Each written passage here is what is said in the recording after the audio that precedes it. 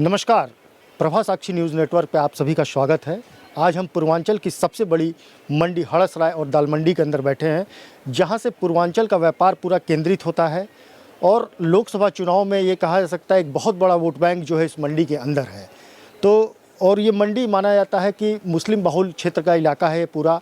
और यहाँ हमारे साथ आसिफ भाई बैठे हुए हैं जो बताएंगे कि आखिर पूर्वांचल का आंकड़ा क्या मुस्लिमों का है और बनारस में जो है मोदी जी तीसरी बार यहाँ से चुनाव लड़ रहे हैं, तो क्या समीकरण बैठने वाला। कहा यह जाता है कि मुस्लिम वोटर जो है बीजेपी के पक्ष में बहुत कम जाते हैं।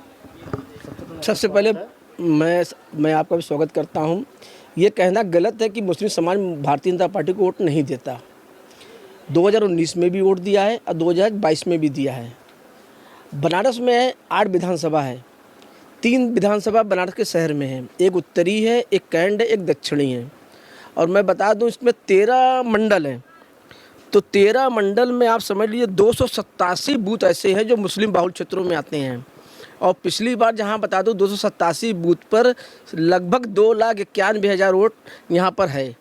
और इसके अंदर करीब 17,000 वोट मुस्लिमों का पड़ा। और मैं भाई साहब सबसे बड़ी बात बता दूं, इसके अंदर 2019 में मोदी जी को 41,000 समथिंग वोट मिला था मुस्लिमों का वोट। अच्छा, पूरा आंकड़ा है।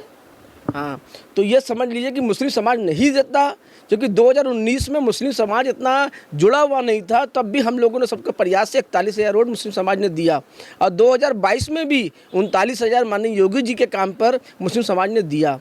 तो हम लोग का जो फोकस है 200 जो समथिंग 300 बूथ है बनारस का मुस्लिम बाहुल क्षेत्र का, उनमें ये प्रयास करना है, बताना है कि मोदी जी ने, योगी जी ने मुस्लिम समाज के लिए किया क्या है। क्योंकि भारतीय जनता पार्टी छोड़ और भी पार्टियां हैं, मुसलमानों को सिर्फ डराया है, दिया कुछ नहीं है। समाजवादी की सरकार होती है, यादव होते हैं 7%, 8%, मुसलमान होता है 22%, लेकिन भागीदारी यादव जी को मिलती है। ऐसा क्या मुस्लिमों के लिए योगी जी की सरकार हो या मोदी जी की सरकार हो कर दिया कि ये 10 सालों में जो है परिवर्तन ये आया। देखिए, निष्पक्ष सरकार चलाना, जाति से उठ के चलाना। भारतीय जनता पार्टी ने कोई भी योजना लाई है, ये नहीं लिखा कि ये फला जाति की है। उन्होंने कहा ये मेरी योजना है, 140 करोड़ लोगों की है। मोदी जी ने भी यही किया, ये योगी जी ने भी यही किया। तो जो समाज के नीचे स्तर पर जो कि हमारे कह दिए पसमानदा मुस्लिम समाज है, हमारे का जो गरीब मुस्लिम समाज है, इन्होंने योगी और मोदी जी की सारी जितनी भी योजना था सबका फ़ायदा उठाया।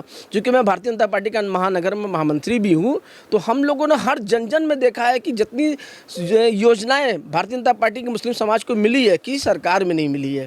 तो 370 जो ख़त्म हुआ और जो 3 तलाक का मामला भी था, तो उससे लगता है कि महिलाएं भी अट्रैक्ट हुई क्या। नहीं, महिलाएं भाई साहब, महिलाएं तो मोदी भाईजान, तो हमारे क्या तो नारा मोदी भाईजान कहती है मुस्लिम समाज की करते। लेकिन सवाल 370 और 3 तलाक का मुद्दा तो राष्ट्रीय मुद्दा था, लेकिन जो मेन बुनियादी चीज़ मुसलमानों को योजनाओं से, या घर ले लीजिए, उज्ज्वला योजना ले लीजिए, राशन गरीबों को, जो कि बहुत गरीब हमारे क्या बुनकर समाज जो था, वो हर घर में राशन पहुँचा। तो तमाम सरकार की योजना को लाभ मुस्लिम समाज ने उठाया है। और समझ लीजिए पिछली बार 5 लाख से मोदी जी जीते थे, इस बार उससे ज़्यादा वोटों से जीते। हम लोग का टारगेट 8 लाख से ज़्यादा जिताने का है। अच्छा आसिफ भाई, हम लोग कुछ मुस्लिम बाहुल इलाकों में गए जहाँ मतलब बुनकर बाहुल क्षेत्र कह सकते हैं, तो वो अपना धंधा छोड़ के मजदूरी में जुड़ गए, तो क्या लगता है कि उनको कनेक्ट नहीं कर पा रहे हैं क्या। देखिए, धंधा छोड़ के जुड़े ना कहीं से इनका ऐसा नहीं है कि भाई, इसीलिए सरकार ने देखा कि जो हिंदुस्तान में सर्वे कराया, देखा कि लोगों को अनाज नहीं मिल खाने को। सबसे बड़ा हमारे क्या, सबसे बड़ा मोदी जी ने एक काम किया कि गरीबों को अनाज फ्री में दिया, कि अगर आप कोई काम धंधा नहीं करते तो कम से कम अनाज आपको रहेगा, तो अपने बाल बच्चों को खिला सकते हैं।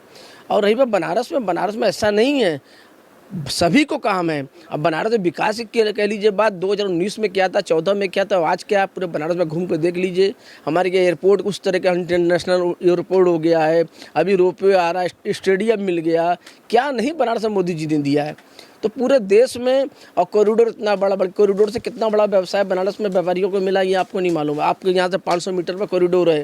पूरी दाल मंडी में जितने भी टूरिस्ट 1 लाख आते हैं, 50,000 आते हैं, अगर 10% भी 5,000 मार्केट में आते हैं, कुछ ना कुछ लेंगे, क्योंकि हर कोई जाता है तो मार्केटिंग करता है। मुझे लगता है कि काशी विश्वनाथ कॉरिडोर का जिस तरीके से डेवलपमेंट हुआ, अयोध्या में रामलला आ गए, तो ये जो पर्यटन, धार्मिक पर्यटन का जो विकास हो रहा है, तो ये कहीं ना कहीं मुस्लिमों के लिए फायदे का काम कर रहा है। सभी को देखिए, मोदी जी का ध्यान सिर्फ मुस्लिम, हिंदू या किसी जाति विशेष पर नहीं था। उनका एक सपना था, विकसित भारत का जो सपना उन्होंने देखा है क्यों देखा है कि सोने की चिड़िया को विकसित भारत के सपने में अयोध्या और विश्वनाथ कॉरिडोर भी यानी सारी चीज़ें आती हैं भाई साहब। हमें क्या करो, जब देश का डेवलपमेंट कैसे होता है, आप चले जाइए बैंकॉक सिंगापुर चले जाइए, वो क्या मैन्युफैक्चरिंग करते हैं, लेकिन एक टूरिस्ट के हब पर वो आप गोवा को देख लीजिए, तो बहुत सारी कंट्रियाँ ऐसी हैं, बहुत सारे शहर ऐसे हैं जो कि सारी टूरिस्ट पे ही चलते हैं। हमने तो कहने का मतलब बनारस जो टूरिस्ट हब बना, अयोध्या बना, तो इसमें लाखों हजारों लोगों को कारोबार मिला, हर नीचे से स्तर को, खाने से पीने से, टोटो वालों को, होटल वाले को, सभी को व्यवसाय मिल रहा है।